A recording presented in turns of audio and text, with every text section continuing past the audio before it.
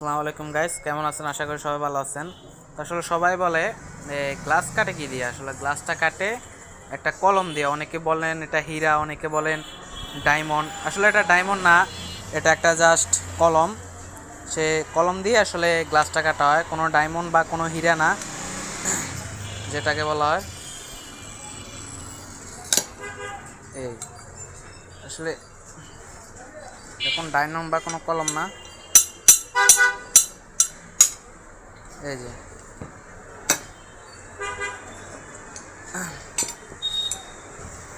আসলে এটা কোনো ডায়মন্ড বা কোনো হীরা না, এটা জাস্ট একটা কলম, জাস্ট একটা কলম।